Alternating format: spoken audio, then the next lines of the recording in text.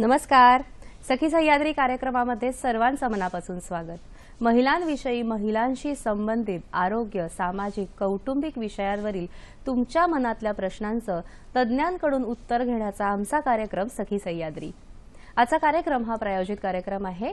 विषय आहे world hepatitis day जागरूकता, हेपेटायटिस बी आणि हेपेटायटिस सी.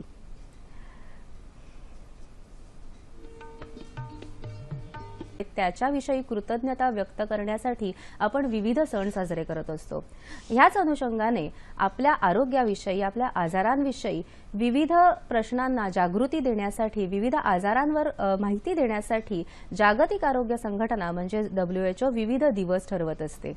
28 जुलै हा वर्ल्ड हेपेटायटिस डे आहे. हेपेटायटिस म्हणजे यकृताला आलेली सूज.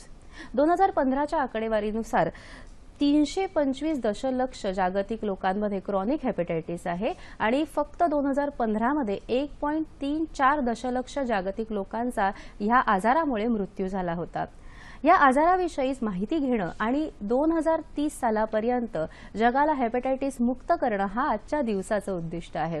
हेपेटायटिस बी, हेपेटायटिस सी म्हणजे नेमकं काय आहे, त्याचं संक्रमण मनुष्याला कसं होतं, आपण हे टाळू शकतो का आणि त्यावर औषधोपचार काय आहेत, याविषयीच आज आपण माहिती घेणार आहोत. या विषयावर आपल्याला मार्गदर्शनासाठी आपल्याकडे 2 डॉक्टर पाहुणे आलेले आहेत. त्यांचं आपण प्रथम स्वागत करूया. नमस्कार डॉक्टर आभा नागराल. नमस्कार डॉक्टर गीता बिल्ला. तुमच्या दोघींचंही कार्यक्रमामध्ये स्वागत. या दोन्ही पाहुण्यांचं आपण थोडक्यात इंट्रोडक्शन करून घेऊया. डॉक्टर आभा नागराल ह्या MD DNB आहेत. डॉक्टर आभा नागराल ह्या MD DNB गॅस्ट्रोएंट्रोलॉजिस्ट आहेत. हेपेटॉलॉजी, पीडियाट्रिक हेपेटॉलॉजी आणि लिव्हर ट्रान्सप्लांटेशन हे त्यांचे स्पेशल इंटरेस्ट आहेत. Indian association of study of liver चे गव्हर्निंग काउन्सिल मेंबर आहेत आणि चिल्ड्रन्स लिव्हर फाउंडेशनच्या त्या फाउंडिंग ट्रस्टी सुद्धा आहेत. आजच्या आपल्या दुसऱ्या पाहुण्या आहेत डॉक्टर गीता बिल्ला. डॉक्टर गीता बिल्ला याविषयी माहिती घेऊया. डॉक्टर गीता बिल्ला गॅस्ट्रोएंट्रोलॉजिस्ट MD DM आहेत. KEM हॉस्पिटल मुंबईमधून स्पेशलायझेशन केल्यानंतर त्यांनी कॅनडा येथे लिव्हर डिसीजेसवर विशेष अभ्यास केलेला आहे. गेले 16 वर्ष त्या प्रॅक्टिस करत आहेत आणि अनेक राष्ट्रीय आणि आंतरराष्ट्रीय नियतकालिकांमध्ये त्यांचे जवळजवळ 50 लेख प्रसिद्ध झालेले आहेत. दर्शको, वर्ल्ड हेपेटायटिस डे जागरूकता, हेपेटायटिस बी आणि हेपेटायटिस सी असा आजच्या कार्यक्रमाचा विषय आहे. कार्यक्रमामध्ये प्रश्न विचारण्यासाठी तुम्ही उत्सुक असालच. प्रश्न विचारण्यासाठी लागतील आमचे दूरध्वनी क्रमांक. आमचे दूरध्वनी क्रमांक असे आहेत: 022 हा मुंबई बाहेरच्या प्रेक्षकांनी STD कोड डायल करायचा आहे. मोबाईल धारकांनी सुद्धा हा कोड डायल करायचा आहे. आमचे 2 क्रमांक आहेत. पहिला क्रमांक 24908050, दुसरा क्रमांक 24988050. या दूरध्वनी क्रमांकांवर संपर्क साधून आपण आमच्या कार्यक्रमामध्ये जरूर सहभागी होऊ शकता. जास्तीत जास्त प्रश्न आम्ही नेहमीच आमच्या कार्यक्रमामध्ये घेण्याचा प्रयत्न करत असतो, म्हणून फोन करताना कृपया आपल्या टीव्ही संचाचा आवाज कमी ठेवावा. प्रश्न हा विषयाला अनुसरून थोडक्यात आणि सलग विचारावा. नमस्कार डॉक्टर्स, पुन्हा एकदा कार्यक्रमामध्ये स्वागत. डॉक्टर गीता बिल्ला, आपण तुमच्यापासून सुरुवात करूया. हेपेटायटिस म्हणजे नेमकं काय आहे आणि त्याची कारणं काय आहेत? हेपेटायटिस म्हणजे आमच्या ॲलोपॅथीमध्ये तुम्ही जसं सांगितलं तर यकृतवर सूजन म्हणजे लिव्हरवर सूजन. केव्हाही कुठल्याही भागाला सूज येते तेव्हा आम्ही शब्द वापरतो आयटिस. डोळ्याला सूज येते कंजंक्टिव्हायटिस, जोडला सूज येते आर्थरायटिस. तसं लिव्हरला सूज किंवा इन्फ्लमेशन असलेला आपण म्हणतो हेपेटायटिस. आता हेपेटायटिसचे भरपूर कारण असतात. हेपेटायटिसचे मुख्य कारण म्हणजे viral hepatitis A, B, C, D, E हे व्हायरसेस आहे. त्याशिवाय दारूमुळे म्हणजे अल्कोहॉलिक हेपेटायटिस, चरबीमुळे फॅटी लिव्हर किंवा स्टिअटोहेपेटायटिस म्हणतो, असे भरपूर कारण आहेत ज्यामुळे लिव्हरला सूज येऊ शकते. अच्छा, अशी विविध कारणं आहेत. डॉक्टर आभा, मला सांगा की काविळीलाच आपण हेपेटायटिस म्हणतो का? नाही, कावीळ हे पेशंट तुम्हाला सांगतो की मला कावीळ झालेलं आहे आणि कावीळचा सिंपल अर्थ म्हणजे डोळे पिवळे होणं, ह्याला कावीळ म्हणतो. त्याच्यातलं हेपेटायटिस एक कारण आहे कावीळचं, पण सगळ्या काविळांचं कारण हेपेटायटिस नसतं. कॅन्सर पॅन्क्रियासमध्ये असलं तर कावीळ होऊ शकतं किंवा पित्ताच्या नळीमध्ये खडे झाले तरी कावीळ होऊ शकतो. काही अनुवांशिक आजार आहेत त्यांनी पण कावीळ होऊ शकतो. तर कावीळचे बरेच कारण आहे आणि ह्याच्यातलं एक कारण म्हणजे हेपेटायटिस. अच्छा, म्हणजे कावीळ हे आजाराचं स्वरूप आहे, ते आजार नाहीये तो निश्चितच. डॉक्टर गीता, कोणत्या व्हायरसेसमुळे आपल्याला ही हेपेटायटिस होऊ शकतं किंवा लिव्हरचा त्रास होऊ शकतो आणि ते ट्रान्समिशन कसं होत असतं? तर आता हेपेटायटिसमध्ये हेपेटायटिस ए, बी, सी आणि ई हे 4 मुख्य व्हायरसेस आहेत. त्यामधले हेपेटायटिस ए आणि ई अक्यूट म्हणजे पाण्यापासनं किंवा जे अनहायजिनिक जेवण किंवा पाणी तुम्ही घेतात त्यापासनं होतात आणि त्यामुळे तुम्हाला कावीळ होऊ शकते आणि परंतु ते अक्यूट किंवा सेल्फ लिमिटिंग इलनेसेस आहे निघून जातात. हेपेटायटिस बी आणि सी, हेपेटायटिस बी चे पसरणारे भरपूर कारण आहेत. त्यामध्ये मुख्य कारण मदर टू फिटल ट्रान्समिशन हे कारण असतो. त्याशिवाय जे नीडल्स किंवा इंजेक्शन्स जे अनहायजिनिक आहे किंवा जे स्टरिलाइज नाही त्यामधून पण ते येऊ शकतो किंवा सर्जरीज की काय केलं आहे ज्यामध्ये अनहायजिनिक किंवा अनस्टरिलाइज वापरलेले इन्स्ट्रुमेंट मधनं येऊ शकतो आणि ब्लड प्रोडक्ट्स मधनं येऊ शकतो. तसंच हेपेटायटिस सी पण blood products which are not screened very well आणि नीडल्स और इंजेक्शन्स और surgeries which are not done with a complete aseptic precautions त्यामधनं येऊ शकतात. ओके, अच्छा, म्हणजे हे विविध प्रकारचे हेपेटायटिस आहे. जसं तुम्ही म्हणाले ए, बी, सी, डी, ई असे बऱ्याच प्रकारचे हेपेटायटिस आहेत. डॉक्टर आभा, मला सांगा की हेपेटायटिस बी हा जो आपला आजचा विषय आहे हेपेटायटिस बी, तर ह्याचं नेमकं संक्रमण किंवा इन्फेक्शन कशामुळे होतं? तर हेपेटायटिस बी आम्हाला जेव्हा शिकवलं गेलं, आम्हाला सांगितलं गेलं की रक्तानी होतो, सर्जरीनी होतो, ह्याचा उल्लेख डॉक्टर गीतानी पण केलं. पण आम्ही जेव्हा स्टडी केलं, आपल्या मेजॉरिटी पेशंट्सना रक्त ट्रान्सफ्युजन दिलं गेलं नाहीये किंवा सर्जरी झालेली नाहीये आणि बहुतेक पेशंटचं हिस्ट्रीमध्ये ते बाहेर शेविंगसाठी जातात, नवीन ब्लेड वापरलं जात नाही प्रत्येक वेळा किंवा टूथब्रश वगैरे शेअर केले जातात किंवा हल्ली टॅटूइंग ह्याचा मोठा फॅड आहे यंगस्टर्समध्ये, तर ते नीडल जे वापरले जातात त्यांनी हेपेटायटिस होऊ शकतो, ॲक्युपंक्चर सारख्या नीडल्सनी. आणि मोस्ट इम्पॉर्टंट माझ्या मते डेंटिस्ट, तिकडे आपण बऱ्याच वेळा बघतो की ग्लव्स बदलले जात नाही किंवा इक्विपमेंट एका पेशंटपासून दुसऱ्या पेशंटमध्ये चेंज केलं जात नाही. तर आणि बऱ्याच वेळा आम्ही जेव्हा दाताचं काम करून घेतो, रूट कनाल म्हणा किंवा दात काढणं म्हणा, बऱ्याच वेळा आम्ही बघतो की ब्लिडिंग बऱ्यापैकी होतो. तर ही एक जरा मेन काळजी घ्यावी की हे जे इतर मार्ग आहेत ज्यांनी हेपेटायटिस बी होऊ शकतो ते त्याच्यावर लक्ष द्यावं. ऑफकोर्स एक गर्भवती महिला असली ती तिच्या लहान मुलाला ट्रान्समिट करू शकते हेपेटायटिस बी आणि शारीरिक संबंधांनी पण हेपेटायटिस एकातून दुसऱ्याला होऊ शकतो. हो, म्हणजे फक्त हीच कारण आहे. तुम्ही अतिशय महत्त्वाचा मुद्दा घेतला की आपण जेव्हा बाहेर गेलेलो असतो तेव्हा तिकडे सुद्धा हायजीन किती महत्त्वाचं आहे हे आता आपल्याला लक्षात आलं असेल. डॉक्टर गीता, मला सांगा की आपण हे आता सगळी कारणं बघितली तर थोडंसं प्रिव्हेन्शनकडे आपण कसं वळायचं? हेपेटायटिस बी जसं सांगितलं तसं गर्भवती महिलेकडनं त्याचं मुलाला होऊ शकते, म्हणून आता प्रत्येक गर्भवती महिलेचं हेपेटायटिस बी, सी आणि HIV टेस्ट केलं जातं आणि लहान बाळाला जेव्हा जन्मला त्याच दिवशी हेपेटायटिस बीची लस टोचली जाते आणि जर आईला जर हेपेटायटिस बी असेल तर दुसरं एक स्पेशल इंजेक्शन पण द्यायचं असते, ते पण दिलं जाते. म्हणजे हेपेटायटिस बीचं तुमचं वॅक्सिनेशन प्रोग्राम कंप्लीट केल्यावर युजली हेपेटायटिस बी तुम्हाला लागू शकत नाही. तो एक मुख्य प्रिव्हेन्शन आहे. As far as sexual transmission goes, आम्ही म्हणतो तसं बॅरियर कॉन्ट्रासेप्टिव्ह यूज करून तुम्ही ते प्रिव्हेंट करू शकतात. आणि त्याशिवाय जसं सांगितलं तसं आता तर ब्लड प्रोडक्ट सगळे स्क्रीन केले जातात, म्हणजे त्यामधनं यायची शक्यता खूपच म्हणजे नाही सारखी आहे. डेंटल प्रोसिजर्स, नीडल्स, ॲक्युपंक्चर जसं सांगितलं तसं बी केअरफुल की तुमच्यावर कुठले नीडल्स प्रयोग केले जातात आणि त्यामधनं तुम्ही ते प्रिव्हेंट करू शकता. निश्चितच, आणि अतिशय महत्त्वाची ही माहिती घेते. आणि आता आपल्याला वॅक्सिन बद्दल समजलंय. डॉक्टर आभा, मला सांगा की वॅक्सिन फक्त लहान मुलांनाच दिली जाते का, मग कोण घेऊ शकतं ही वॅक्सिन? तर आता आमचं युनिव्हर्सल इम्युनायझेशन प्रोग्राम प्रमाणे वॅक्सिन सगळ्या मुलांना दिली जाते. तर ॲट बर्थ आता सगळ्यांना मिळते. पण जे आता ज्यांना लहानपणे वॅक्सिन दिलं गेलं नाही त्यांना आम्ही सांगतो की जे हाय रिस्क पेशंट आहे, म्हणजे कुठलंही कोणाला मेडिकल म्हणा, paramedical workers, nurses, lab technicians ज्यांना रिस्क जास्त आहे किंवा डायलिसिस ज्यांना दिलं जातं त्यांचं, किंवा आम्ही बरेच थॅलेसिमियाचे पेशंट्स बघतो ज्यांना सारखं 2-3 आठवड्यांनी रक्त दिलं जातं. हे सगळं हाय रिस्क पॉप्युलेशन, असे बरेच हाय रिस्क पॉप्युलेशन आहेत, त्यांना ती लस द्यायला पाहिजे. इवन त्यांना दिली पाहिजे. आणि आय थिंक लहान मुलांना एनिवे आपण देतच आहोत. घरात कोणी पॉझिटिव्ह असलं, म्हणजे एकही माणूस घरात पॉझिटिव्ह मिळालं तर बाकीच्यांना तपास केला पाहिजे आणि त्यांचं टेस्ट नेगेटिव्ह आलं तर त्यांनाही लस दिली पाहिजे. डायरेक्टली लस देऊ नये, कारण की असं बघितलं गेलंय की एक 25 ते 30% फॅमिली मेंबर्स पॉझिटिव्ह होऊ शकतात आणि त्यांना आजारचं काहीच चिन्ह नसणार. ओके. आणि मग हे तुम्ही म्हणालात की हाय रिस्क पॉप्युलेशन आहे किंवा त्यांचे फॅमिली मेंबर्स आहे घेऊ शकतात, पण ह्याचं लसीकरणाचा काही डोस वगैरे असतो का मग? हो, 3 डोस असतात. एक विचार करावा की एडल्ट्समध्ये म्हणजे मोठ्यांना हातावर लस द्यायची. बऱ्याच वेळा आम्ही बघतो की त्यांना कमरेवर दिलं जातं, त्याचा एवढा फायदा होत नाही. तर ती लस नेहमी इथे हातावर द्यावी. आणि त्याचे 3 डोस असतात. आज एक दिली तर दुसरी डोस 1 महिन्यानी आणि तिसरा डोस जो असतो ते 6 महिन्यांनी दिलं जातं. पण 6 महिन्याचा डोस राहून गेलं तर ते 12 महिन्यापर्यंत पण आपण देऊ शकतो. अच्छा, म्हणजे 0, 6, 0, 1 आणि 6 असा या लसीकरणाचा डोस आहे. आपल्याला पहिला प्रश्न आलेला आहे, आपण पहिला प्रश्न घेऊया. रवींद्र कुडाळकर प्रश्न विचारतायत पुण्यावरून. नमस्कार. नमस्कार. माझे 3 प्रश्न आहेत. पहिला प्रश्न मला असा विचारायचा आहे की लिव्हर संबंधी हेपॅटायटिसचा संबंध असल्याने ड्रिंक्स घेण्याचं काही रिलेशन किंवा संबंध आहे, काही शंका आहे त्याबद्दल सांगावं.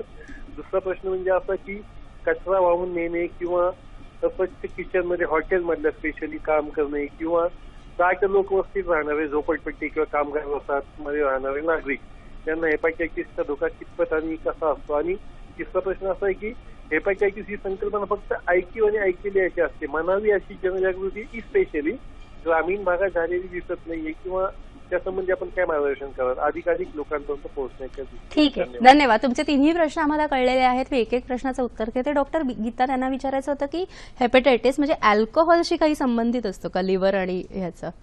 हो, दारू घेतल्यामुळे तुम्हाला लिव्हरवर सूज येऊ शकते, ज्याला आम्ही अल्कोहोलिक हेपॅटायटिस म्हणतो. आणि कुठल्या पेशंटला हेपॅटायटिस म्हणजे कावीळचे लक्षण त्या लोकांना येत नाही आणि हळूहळू करून त्या लिव्हरच्या सूजमुळे फायनली त्यांना सिरोसिस किंवा लिव्हर त्यांचं खराब होऊन जातो आणि त्यानंतर त्याचे लक्षण बाहेर येतात. तर डेफिनेटली अल्कोहोल हा एक मुख्य कारण आहे दारू खराब होण्याचं. बरं, ठीक आहे. डॉक्टर आभा, त्यांचा दुसरा प्रश्न असा होता की जे सॅनिटेशन डिपार्टमेंटमध्ये वर्कर्स आहेत, कचरा वगैरे वाहून येतात, याचबरोबर झोपडपट्टी म्हणजे डेन्सली पॉप्युलेटेड एरियाजमध्ये लोक आहेत, त्यांना ही हेपॅटायटिसची रिस्क किती असते? त्यांना ऍक्च्युली हेपॅटायटिस ए आणि ई ह्याची रिस्क जास्त आहे, पण डायरेक्ट तशी रिस्क नाही आहे. पण ज्या अर्थाने ते जवळ राहतात, त्यांचं एवढं हायजीन नसणार, रेझर ब्लेड, टूथब्रश वगैरे शेअर केले जातात because of the share economic status, तर त्यांच्यात मग त्या कारणामुळे हेपॅटायटिसचं रिस्क जास्त असतो. निश्चितच. डॉक्टर गीता, एक तुमचा फार महत्वाचा प्रश्न होता तिसरा, की ग्रामीण भागामध्ये आपण याविषयी जागरूकता निर्माण करणं, अर्थात सखी सह्याद्री कार्यक्रमाचा उद्देशच आहे की आपण जागरूकता निर्माण करतोय, तरीही ग्रामीण भागामध्ये ह्याची रिस्क किती असते किंवा ह्याच्याबद्दल जागरूकता निर्माण होते का? ग्रामीण भागामध्ये आणि शहरमध्ये त्याची रिस्क वेगळी आहे असं नाही आहे. फक्त त्या तिथे तुमचे हायजिनिक स्टँडर्ड्स किंवा स्टराईल नीडल्स आणि ते बाकी सगळं वापरणं येतं की नाही, त्यामध्ये मुख्य ते बघायचं आहे की त्यांची जी मेडिकल फॅसिलिटीज ते किती आहे, त्यांच्याकडे ब्लड बँक कशी आहे आणि ती सुसज्ज आहे की नाही, त्यांचे ब्लड टेस्ट होत आहेत की नाही, हे सगळे प्रश्न आहे. आणि त्यामुळे त्यांना हेपॅटायटिस बी किंवा सीचं ट्रान्समिशन होते. आणि जसं डॉक्टर आभानी सांगितलं तसं आता हेपॅटायटिस बीचं लसीकरण हे वर्ल्ड हेल्थ ऑर्गनायझेशन प्रमाणे सगळ्यांनाच दिलं जातं. म्हणजे आजच्या काळी जे मूल पैदा झालेत गेल्या 10 ते 15 वर्षामध्ये सगळ्यांना ही लस टोचली आहे आणि हेपॅटायटिस बीचं रिस्क तर ऑलमोस्ट 0 झालंय नवीन मुलांना. निश्चितच. म्हणजे जरी शहरी असो किंवा ग्रामीण भाग असो, लोकांनाही लसीकरण हे सर्वत्र उपलब्ध आहे. फक्त गरज आहे ती आपण जागरूक होण्याची, सतर्क होण्याची आणि लसीकरण आणि ज्या हायजीन प्रॅक्टिसेस सांगितल्या त्या करून घेण्याची. हेपॅटायटिस बी आणि हेपॅटायटिस सी याविषयी अजून आपण कार्यक्रमात अशीच माहिती घेत राहणार आहोत. आपल्या भारतीय आहार पद्धतीमध्ये बोटांनी खायची म्हणजे हाताने खायची परंपरा आहे, पण अनेक वेळेला घाईमध्ये किंवा सवयीने आपण हात न धुता, स्वच्छ न धुताच जेवायला बसतो आणि ह्यामुळे सुद्धा अनेक प्रकारचे हेपॅटायटिस इन्फेक्शन्स होऊ शकतात. त्यामुळे खायला बसताना म्हणजे खात असताना साबणाने स्वच्छ हात धुणं आणि मग पाण्याने स्वच्छ हात धुणं हे फार महत्त्वाचं आहे, जर आपल्याला अनेक हेपॅटायटिस व्हायरसचं ट्रान्समिशन थांबवायचं असेल तर. हेपॅटायटिस बी आणि हेपॅटायटिस सी सोडून. डॉक्टर गीता, आपण आता हेपॅटायटिस बी विषयी बोलतोय. मला सांगा की एखाद्या व्यक्तीला आपण वॅक्सिनेशन विषयी बोलून माहिती घेतलेलीच आहे, पण समजा लागण झाली त्या व्यक्तीला, तर मग पुढे काय करायचं? आता आमच्याकडे असे बरेच पेशंट येतात, ते ब्लड डोनेशन करायला गेले किंवा प्री एम्प्लॉयमेंट हेल्थ चेकअपला गेले आणि अचानक त्यांना कळलं की त्यांचं रक्तामध्ये हेपॅटायटिस बी हा आजार आहे.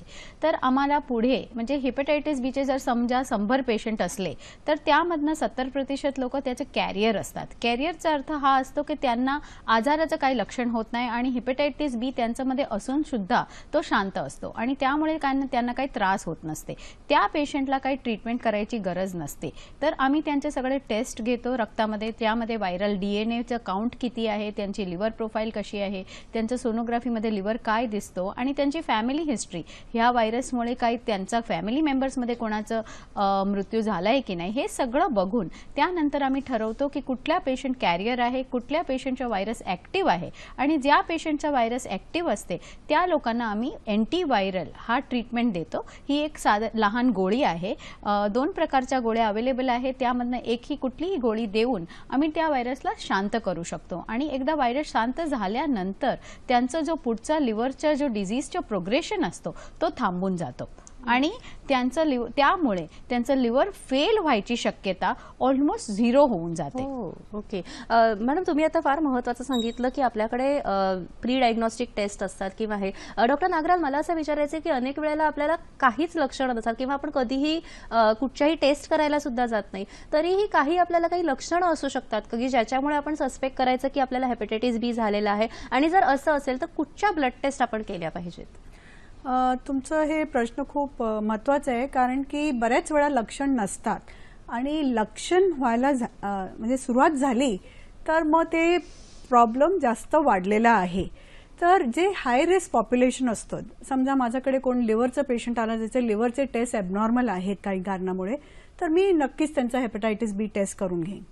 कधी कधी नुसतं थकवा येणं, पण थकवा येणं हे खूप नॉन स्पेसिफिक सिम्पटम आहे. बरेच आजार आहेत ज्याचा थकवा येऊ शकतो, तर ते लक्षण नाहीये. पण तुम्ही मला विचारलं की हेपॅटायटिस बी एकदा सिरोसिस झालं म्हणजे लिव्हर श्रिंक झालं, स्कारिंग लिव्हरवर झालं, तर त्यावेळेला मग लक्षण सुरुवात होते. आणि ते कुठले लक्षण आहे? एक तर पायाला सूज येणं, पोटात पाणी भरणं, कावीळ होणं एक कारण काविळाचं हेपॅटायटिस बी सुद्धा आहे, रक्ताची उलटी होणं, काळ्या रंगाचं संडास होणं, हे सगळे हेपॅटायटिस बी नी सिरोसिस झाल्यावर लक्षण येतात. पण इन द इनिशियल स्टेज सुरुवातीला हे लक्षण येतच नाही. आणि म्हणून फॅमिली हिस्ट्री असली किंवा हाय रिस्क पेशंट असलं तर आमचं असं म्हणणं की त्यांचं नक्कीच टेस्ट करून घ्यावं, कारण की लक्षणासाठी आपण थांबलो तर मग then it will be very advance. पण मग काही डायग्नोस्टिक ब्लड टेस्ट थोडक्यात सांगू शकाल का, कोणती असते? एक ब्लड टेस्ट आम्ही HBsAg नावाची टेस्ट असते जे ब्लड बँक्समध्ये करतात. बऱ्याच जसं डॉक्टर गीतानी सांगितलं प्री एम्प्लॉयमेंट टेस्टिंग असते त्याच्यात करतात. लोक गल्फला जायला बघतात तर ते हे HBsAg टेस्टिंग करून घेतात. तर हे टेस्टने आपल्याला कळतं की माणसाला हेपॅटायटिस बी आहे.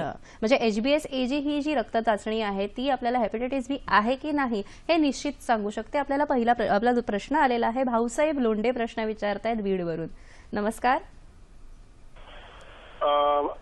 माझ्या सासऱ्यांना हेपॅटायटिस बी पॉझिटिव्ह असा रिपोर्ट आलाय. घरामध्ये मॅडम लहान मुलं आहेत आणि इतर सगळे लहान लोक वगैरे आणि कुटुंबात ते आमच्याबरोबर एकत्रच राहतात. तर त्यांचा आम्हाला तो ट्रान्समिट होईल का रोग आणि होऊ नये म्हणून काय प्रिकॉशन्स घेतले पाहिजेत? ठीक आहे, निश्चितच. डॉक्टर गीता, त्यांचा प्रश्न असा आहे की त्यांच्या एका नातेवाईकाला म्हणजे घरातल्याच नातेवाईकाला हेपॅटायटिस बी पॉझिटिव्ह आलेला आहे, तर त्यांना अशी भीती वाटते की आम्हाला होऊ शकतो का, म्हणजे कुटुंबातल्या इतरांना होऊ नये म्हणून आपण काय काळजी घेतली पाहिजे? हा अति महत्वाचा प्रश्न आहे, कारण सगळ्यांना खूपच भीती वाटते की मला ते हेपॅटायटिस बी लगेच लागणार आणि लोक मुलांना त्यांचं जवळ जाऊ देत नाही. आणि आम्ही खूप खूप विचित्र इन्सिडेन्सेस बघतो ज्याची काहीच गरज नाही आहे. नंबर 1, हा व्हायरस असाच इथून तिथे जात नाही. कुणी किस केलं की किंवा हात लावला तर ते व्हायरस ते पसरत नाही. एकाच ताटामधनं खाल्लं किंवा एकाच ग्लासमधनं पाणी प्यायल्यावर ते काही व्हायरस पसरत नाही. फक्त तुम्ही जसं डॉक्टर आभा परत परत बोलत राहिले तसं रेझर्स आणि ब्लेड्स ते तुम्ही शेअर करू नका. आणि तुमचे ब्रशेस, एखाद्या वेळेला टूथब्रशवर पण तुमचं रक्त लागू शकते, तर ते तुमचे वेगळे ठेवायची गरज आहे. आणि मुख्यतः तर तुम्ही सगळ्यांनी यांची टेस्ट करावी HbA1c की कुठलाही दुसरा व्यक्ती ह्या घरात पॉझिटिव्ह नाही, आणि एकदा टेस्ट झाल्यानंतर जर निगेटिव्ह असेल तर त्या सगळ्या लोकांना लस टोचायची गरज आहे. आणि मुलांबद्दल त्यांना ऑलरेडी लस टोचलेलीच असेल म्हणजे त्यांची तुम्हाला काळजी करायची अजिबात गरज नाहीये. मुख्य जे एडल्ट्स आहे त्यांची टेस्ट करा, त्यांना लस टोचा, 3 डोजेस कंप्लीट करा, आणि पाहिजे तर त्यांच्या रक्तामध्ये एक टेस्ट असते अँटीबॉडी लेवल्स, म्हणजे तुमच्याकडे त्याची प्रतिकार शक्ती आली आहे की नाही. तुम्हाला खूपच डाऊट असेल तर तुम्ही ते प्रतिकार शक्ती आली आहे की नाही ते अँटीबॉडी टायटर्स चेक करून बघू शकतात. ओके, निश्चित म्हणजे काळजी करण्याची गोष्ट नाही, आणि आपल्या कुटुंबात जरी एखाद्या व्यक्तीला असेल तरीही त्याला वेगळं करण्याची सुद्धा गरज नाही. थोडीशी काळजी आपण नीट घेतली तर निश्चितच आपण सर्व आनंदाने एकत्र कुटुंबात नक्कीच राहू शकतो. डॉक्टर आभा, मला तुम्हाला प्रश्न विचारायचा आहे की हेपॅटायटिस बी झालेला आहे मला कळलं, तर त्याच्यावर प्रभावी उपचार काय असू शकतो मग? तर उपचार जसं डॉक्टर गीतानी सांगितलं की आधी आपण इंजेक्शन द्यायचो, आठवड्याने इंजेक्शन लावायचो, आणि हे वर्षभर इंजेक्शन देण्याचा कार्यक्रम असायचा, त्यांनी बरेच साईड इफेक्ट असायचे. पण आत्ता आपल्याकडे 2 प्रकारचे मेडिसिन जे आम्ही मोस्ट कॉमनली यूज करतो, एकाचं नाव एंटिकावेर आहे आणि दुसऱ्याचं नाव टेनोफोविर आहे. तर या गोळ्यांनी दिवसाची एक गोळी असते, आपण हेपॅटायटिस बीला कंट्रोलमध्ये आणू शकतो. पण एक इम्पॉर्टंट गोष्ट अशी आहे की लोकांना असं वाटतं की आपण या गोळ्या घेतल्यानंतर आपलं HbA1c जो टेस्ट आहे ते निगेटिव्ह होणार. बहुतेक हा टेस्ट निगेटिव्ह होत नाही, आणि लोकांना हे एक्सपेक्टेशन होण्याचं म्हणजे हे नाहीये की हेपॅटायटिस सरफेस अँटीजन, कारण की त्यांना कामावर जायचंय, त्यांच्या एम्प्लॉयमेंटच्या वेळेला HbA1c टेस्ट होणार आहे, तर त्यांना ही भीती वाटते की माझी टेस्ट पॉझिटिव्ह आली तर माझा जॉब निघून जाईल.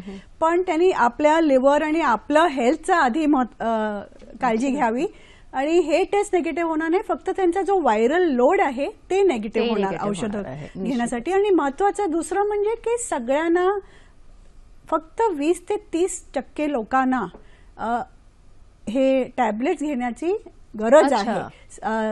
70 ते 80% लोकांना, जसं डॉक्टर गीतानी सांगितलं, कॅरियर आहेत, गरजच नसते. आणि बरेच वेळा पेशंट म्हणतात की आम्हाला का तुम्ही देत नाही, आम्हाला व्हायरल लोड निगेटिव्ह करून घ्यायचंय. तर मग आपण त्यांना सांगतो की आपण उगीच जेव्हा औषधं दिली तर त्यांना त्या औषधांचं रेझिस्टन्स होऊन जाईल, आणि पुढे त्यांना त्रास झाला तर तेव्हा कदाचित ही औषधं काम करणार नाही. म्हणून डॉक्टर्सनी पण सतर्क राहावं, आणि पेशंट्सनी पण इन्सिस्ट करू नये. डॉक्टर म्हणतात की गरज नाहीये ट्रीटमेंटची तर देऊ नये. निश्चित, आणि फार महत्वाचा मुद्दा आहे, कारण आपण जसं बघतो अँटीबायोटिक्स विषयी मिसयूज झालेला आहे, तसं डॉक्टर्सवर अनेक वेळेला प्रेशर टाकलं जातं की आम्हाला औषध हवंय. तर अतिशय छान तुम्ही ही माहिती देताय. डॉक्टर गीता, मला अजून एक असं विचारायचं की अनेक वेळेला ह्याचे सामाजिक सुद्धा काही पडसाद उमटत असतात. एखादी तरुण व्यक्ती आहे जिला हेपॅटायटिस बी ची लागण झालेली आहे, मग तिच्या मनात हा साहजिक प्रश्न येतो की माझं लग्न होऊ शकतं का? तर ह्याविषयी तुम्ही काय सांगाल? तर डेफिनेटली आम्ही खूप असे बघतो की एखाद्या वेळेला दोन्ही पार्टीमधले लोक बरोबर येतात आमच्याकडे की एकाला हेपॅटायटिस बी डायग्नोज झाला आहे, तर आम्ही लग्न करावं की नाही करावं, आणि हा व्यक्तीचं पुढचं भविष्य काय असणार आहे, त्यांना नवरा असो की लेडी असो किंवा त्यांना मुलं होऊ शकणार की नाही, आणि त्यांना ते ट्रान्समिट व्हायरस करणार की नाही, हे मुख्य प्रश्न असतात. तर नंबर 1 डेफिनेटली तुम्ही लग्न करू शकतात. जसं आम्ही परत परत सांगतोय 70% फक्त त्याचे कॅरियर असतात, म्हणजे त्यांना पण काहीच होणार नाही, आणि पुढे जाऊन पण आम्ही त्यांचे टेस्ट परत परत नंतर करत राहू, आणि त्यांचं लिव्हर त्यामुळे केव्हाही खराब होणार नाही. आणि जर आम्हाला वाटलं तर आम्ही त्यांची लगेच ट्रीटमेंट करू, आणि त्यामुळे ते व्हायरसला दाबून घेऊ, आणि म्हणजे पुढे त्यांचं लिव्हरचं डिझीज वाढणार नाही. बाकी ते फिट आहेत, ते लग्न करू शकतात, आणि ते can live a normal life. जर बाई असेल आणि तिला मूल करायचे असेल तर डेफिनेटली ते मूल पण करू शकतात, आणि आम्ही त्यांना वॅक्सिन आणि बाकीचे इंजेक्शन देऊन मुलाला ते व्हायरस ट्रान्समिट नाही होणार ते पण आम्ही बघू शकतो. तर आणि जर एकाला असेल आणि दुसऱ्याला नसेल तर दुसऱ्याची जर लसीकरण झाली तर एकामेकांना ते ट्रान्समिट होणार नाही. तर हेपॅटायटिस बी हे तुम्ही बघू नका, बाकीचं बघा. नेहमी आम्ही सांगतो मुलगा दारू पितोय ते तुम्हाला चालेल, मुलगा बाकीचं काय आहे ते सगळं तुम्हाला तुम्ही ते एक्सेप्ट करणार, पण एक हेपॅटायटिस बी ऐकलं तर तुम्ही ते प्लीज रिजेक्ट करू नका. आणि that boy can be the best person that you have ever had, and we will ensure that this boy will have a normal life. निश्चितच, अतिशय छान. आणि डॉक्टर आभा, तुम्ही काय सांगा? हो, याच विषयावर खूप अगदी परफेक्ट सांगितलं की आम्हाला माहिती आहे की मॅरिड लाईफमध्ये बऱ्याच गोष्टी असतात आणि हे बऱ्याच वेळा आम्ही बघतो की पेशंट्स आणि त्यांचे आई वडील हे गोष्ट लपवण्याचे प्रयत्न करतात की आपण त्या मुलीच्या बाजूला सांगायचं नाही की माझ्या मुलाला हेपटायटिस बी आहे, आणि आम्ही आधी एनकरेज करतो की तुम्ही दोघ्या बाजूला घेऊन या, आम्ही बोलू त्यांच्याशी. आणि एक्झॅक्टली जसं गीताने सांगितलं की त्यांना पटवून देऊ की हीच एक गोष्ट नाही आणि आपण काय काय टेस्ट करत जाऊ. आणि हे सांगणं का महत्वाचं आहे की तुम्ही ते फियांसे जो असतो त्यांना वॅक्सिनेट करू शकतो लग्नाच्या आधी, सो दॅट तिला पण फुल प्रोटेक्शन मिळू शकतं. निश्चितच वर्ल्ड हेपटायटिस डेच्या निमित्ताने आपण हेपॅटायटिस बी या जीवाणू संक्रमणाविषयी सखोल माहिती घेतली. आता आपण हेपॅटायटिस सी याविषयी माहिती घेऊया. डॉक्टर गीता, मला सांगा की हेपॅटायटिस सी ची लागण मनुष्याला कशी होते? हेपॅटायटिस बी आम्ही सांगितलं मुख्य कारण असतं की आईकडनं बाळाला येऊ शकतो, परंतु हेपॅटायटिस सी हे जे अनस्टेरिडाइज निडल्स आहे किंवा रक्त किंवा ब्लड प्रोडक्ट्स त्यामधनं येतो. जसं आम्ही बघतो आमच्या पेशंटमध्ये लगभग 70% हे पेशंट्स असतात ज्यांना किंवा ॲक्सिडेंट झाला किंवा पोस्ट प्रेग्नन्सी त्यांना ब्लिडिंग झालं आणि त्यांना रक्त चढवणं घेणं. आपल्या पहिलं तर हेपॅटायटिस सी ह्याची जी ओळख किंवा डिस्कवरी झाली 1990 मध्ये, आणि त्यानंतर रक्त किंवा ब्लड बँकमध्ये ते इंट्रोडक्शन झालं टेस्ट करायचं 96 to 2000 मध्ये इंडियामध्ये. म्हणजे ज्या व्यक्तीला हे रक्त किंवा ब्लड प्रोडक्ट्स दिले गेले आहेत बिफोर 2000 डेफिनेटली त्यांनी त्याची टेस्ट करावी, कारण त्यांना त्याचे चिन्ह जसं हेपॅटायटिस बी मध्ये आभा डॉक्टरनी सांगितलं की चिन्ह असायची काही गरज नाहीये. तर तुम्हाला काहीही फील होणार नाही जेपर्यंत लिव्हर फेल होणार. जर तुम्हाला रक्त चढवलं गेलं आहे, तुम्हाला असं वाटतंय की माझ्यावर कुठले सर्जरी केले गेले आहेत किंवा निडल्स दिले गेले आहेत ज्यामधनं मला ते होऊ शकतं, तर you should test yourself for hepatitis C. ह्यामधनं फ्रॉम हजबंड टू वाईफ किंवा वाईफ टू हजबंड हा ट्रान्समिशन रिस्क खूपच कमी असतो, लेस देन 5%. आणि त्यामध्ये वॅक्सिन नसून we can not vaccinate you, but definitely blood products और इंजेक्शन्स निडल्स बी केअरफुल. तुम्ही टेस्ट करून घ्या तर तुम्हाला कळेल. अच्छा, म्हणजे हा थोडासा वेगळा जीवाणू आहे. डॉक्टर आभा, मला सांगा की आपण हेपॅटायटिस बीच्या प्रिव्हेन्शन विषयी बोललोच, तर मग हेपॅटायटिस सीचं प्रिव्हेन्शन पण कसं करता येऊ शकतं? हो, तर एक जसं आम्ही सांगितलं मेनली ब्लड प्रोडक्ट्स आणि नीडल्स. तर ब्लड प्रोडक्ट्स बरेच वेळा आम्ही बघतो की एका स्त्रीचं 20 वर्षापूर्वी 1 बॉटल ब्लड तिला दिलं गेलंय सिझेरियनच्या वेळेला, आणि मग आमचा प्रश्न हा पडतो की ते ब्लड देण्याची गरजच होती का? तर मेन म्हणजे की ब्लड आपण तरच द्यावं तेव्हा खरी गरज आहे. आणि बहुतेक लोकांना ज्यांना 1 बॉटल ब्लड दिलं गेलं आहे त्यांना कदाचित ब्लड देण्याची गरजच नव्हती. तर ब्लड ट्रान्सफ्युजन हे आपण लाईटली घेऊ नये. आता टेस्ट चांगले झाले आहेत, खूप सेन्सिटिव्ह झाले आहेत हेपॅटायटिस सी पिकअप करण्यासाठी, पण तरी ब्लडनी ट्रान्समिशन होऊ शकतो. आणि आम्ही मेनली हे थॅलेसिमिया पेशंट्समध्ये बघतो ज्यांना एव्हरी 2-3 आठवडे रक्त दिलं जातं आणि त्यांच्यात हे इन्सिडन्स बराच हाय आहे. तर अजूनही हेपॅटायटिस सी ट्रान्समिशन रक्ताने होऊ शकतं. तर ब्लड ट्रान्सफ्युजन लाईटली घेऊ नये, अगदी गरज असली तर ब्लड ट्रान्सफ्युजन घ्यावं. सिमिलरली नीडल्स आम्ही बघतो की पंजाब आणि नॉर्थ ईस्ट हे एक उडता पंजाब नावाचं मूवी आलं होतं, जिथे आम्ही बघितलं की खूप ड्रग अब्यूज आणि IV नसमध्ये ड्रग घेणं हे बरंच कॉमन आहे तिकडे, एक अडिक्शन आहे एका प्रकारचं, आणि त्या पेशंट्समध्ये पण खूप हेपॅटायटिस सी आहे. तर कुठलीही नीडल किंवा इंट्रामस्क्युलर इंजेक्शन, बरेच वेळा आपण फॅमिली डॉक्टरकडे जातो, मला थकवा येत आहे, मला कमजोरी आहे, मला काहीतरी इंजेक्शन लावा. आपल्याला इंजेक्शनने लवकर बरं होईल असं वाटतं आणि पेशंट्सच एनकरेज करतात आणि डॉक्टरना सांगतात आम्हाला इंजेक्शन लावून टाका, आम्हाला लवकर बरं होईल. पण हे चुकीचं अंडरस्टँडिंग आहे. इंजेक्शन अगदीच गरज असली, ज्याला तोंडाने गोळ्या घेता येत नाही त्याने इंजेक्शन लावून घे. तर आपण इंजेक्शन पण खूप इझिली लावून घेतो डॉक्टरांकडून, तर ते पण आपण अवॉइड करावं.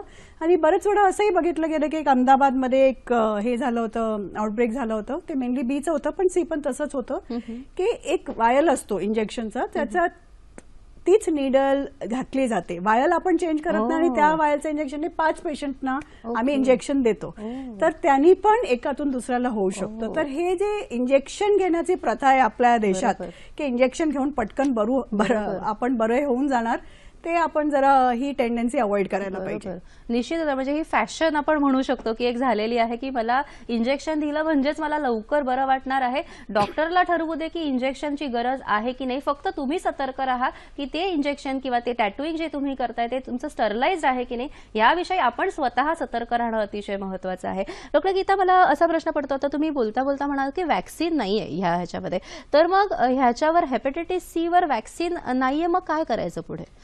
ह्यावर वॅक्सिन म्हणजे तुम्ही ते प्रिव्हेंट करू शकत नाही, तर तुम्ही सतर्क राहा जसं सांगितलं गेलं तसं.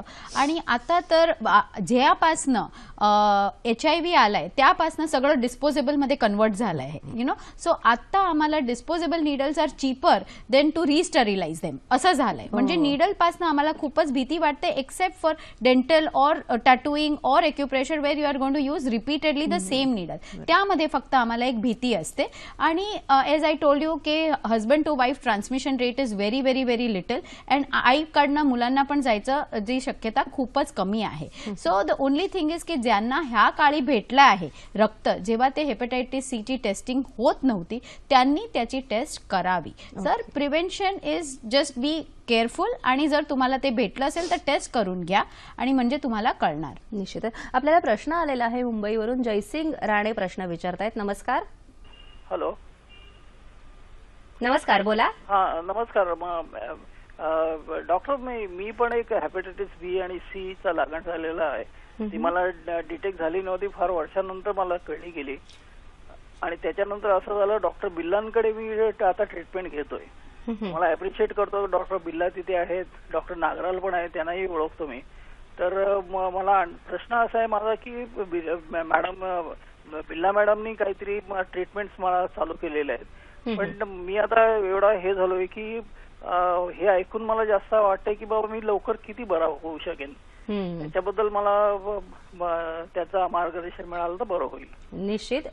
धन्यवाद. डॉक्टर बिल्ला तुमचाच पेशंट आहे, तुम्ही त्याला आश्वासन. हो, धन्यवाद. जयसिंग राणेजी, मला जरा एकदा आठवण करा, तुमचं व्हायरस कुठला आहे? हेपॅटायटिस बी आहे तुम्हाला?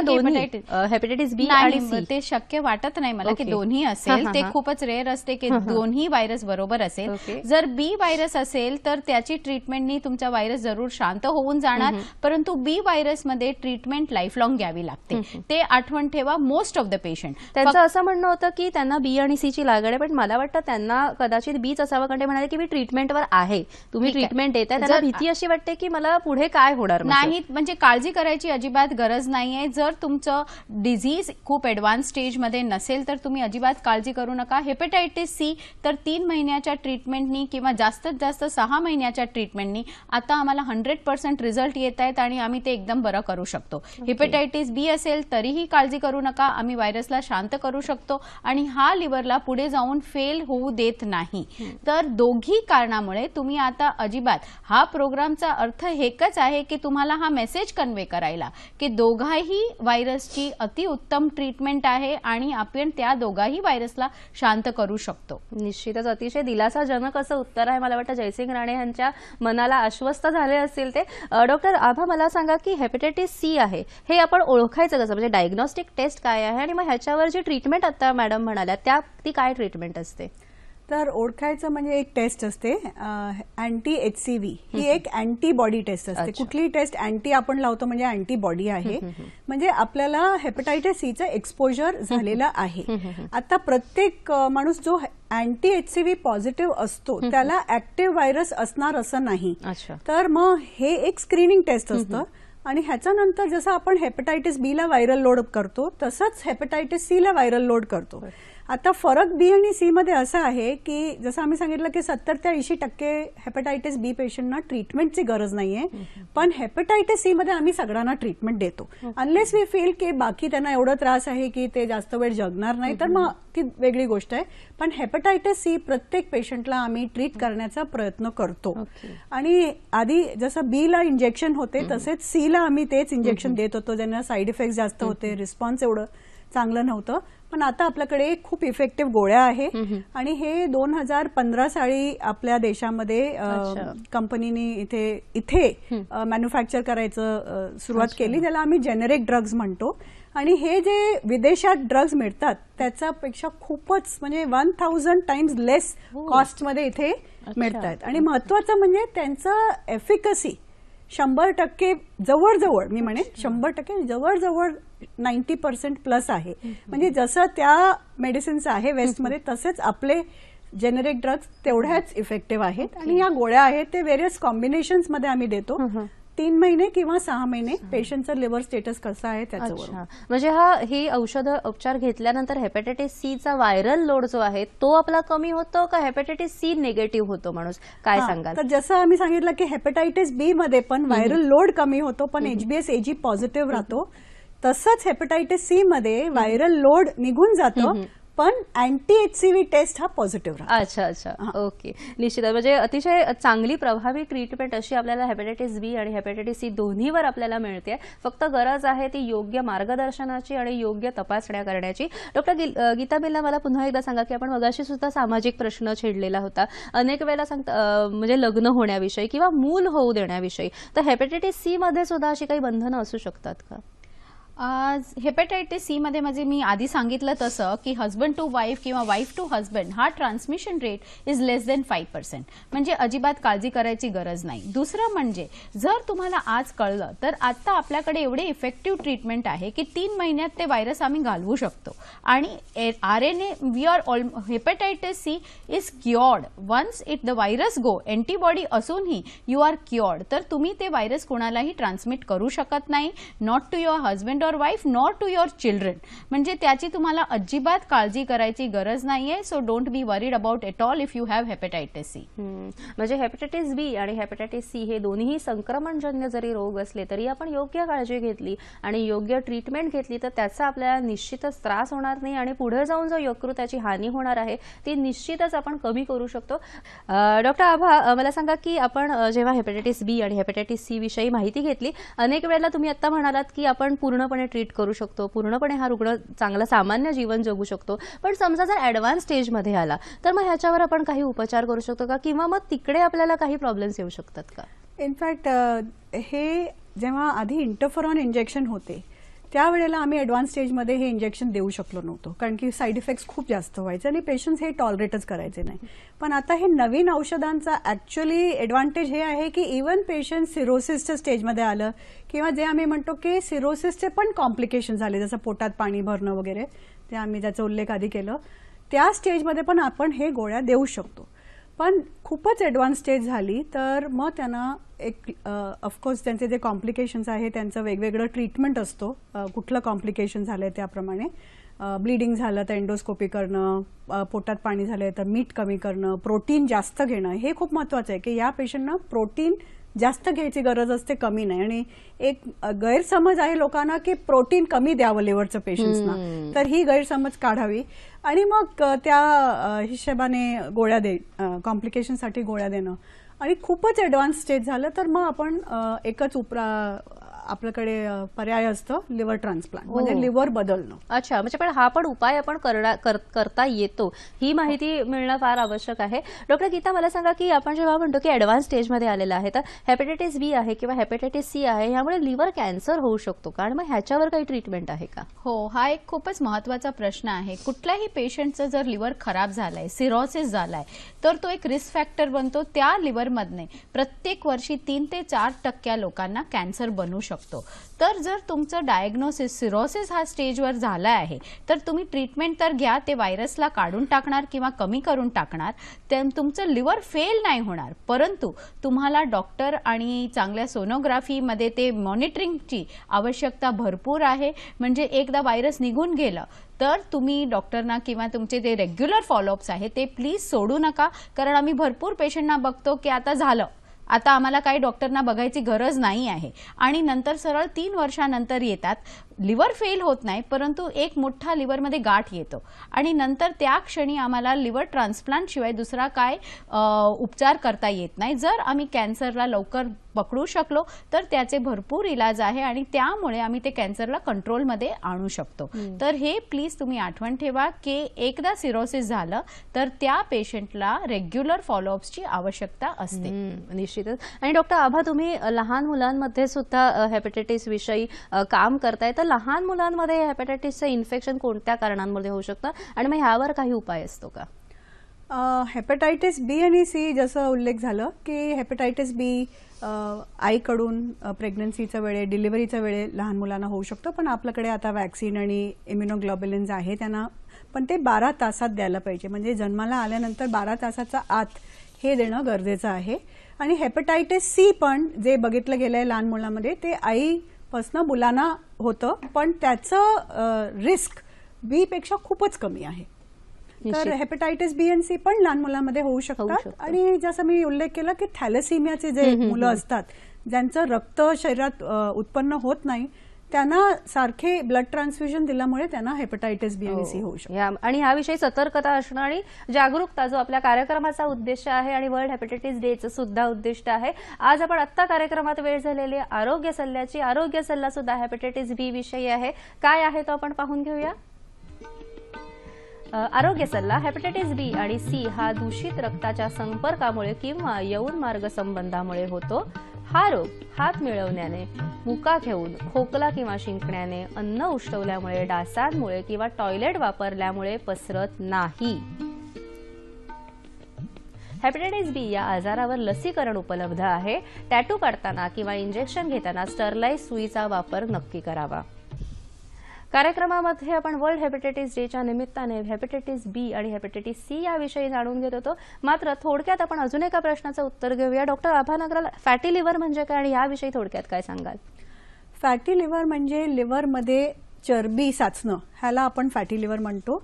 दारू एक फॅटी लिव्हरचं कारण आहे, पण आता आम्ही फॅटी लिव्हर हे सगळ्यात कॉमन कारण बघतो लिव्हरचे टेस्ट ॲबनॉर्मल होण्यासाठी.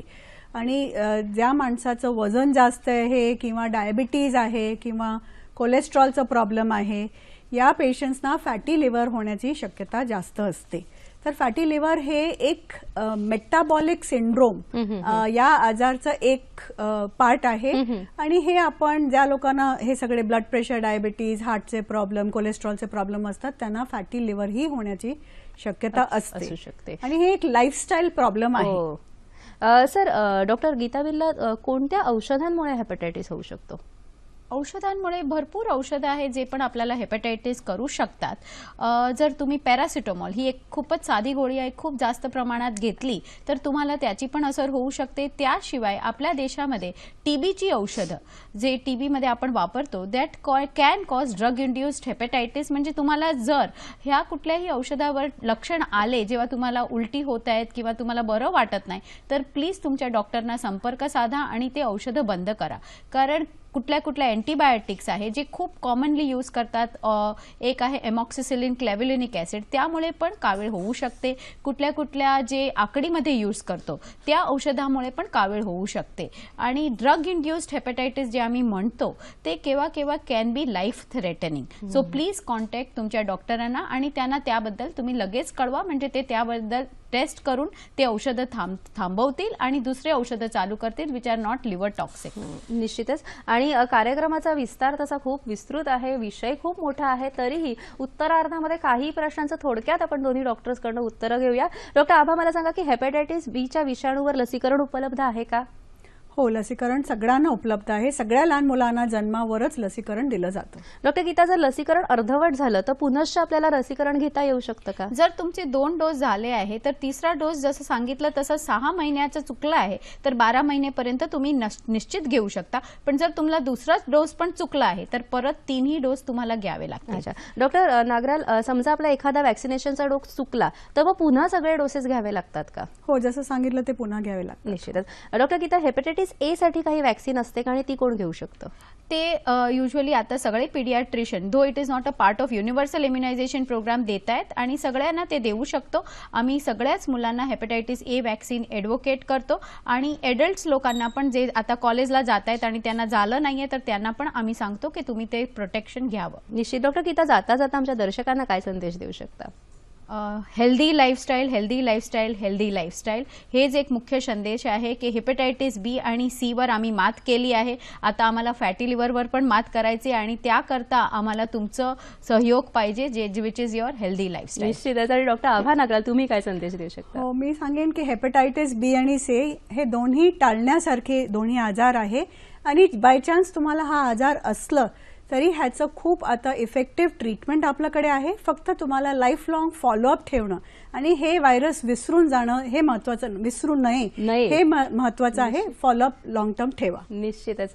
होंगे कामयाब, मन में है विश्वास. निश्चितच हा विश्वास आज जागृत झालेला आहे. वर्ल्ड हेपॅटायटिस डेच्या निमित्ताने हेपॅटायटिस बी आणि हेपॅटायटिस सी ह्याविषयी आपल्या अतिशय छान मार्गदर्शन मिळालेलं आहे आणि त्यासाठी दूरदर्शन सह्याद्रीतर्फे आपल्या दोन्ही पाहुण्यांचा आपण मनपूर्वक आभार मानूया. धन्यवाद.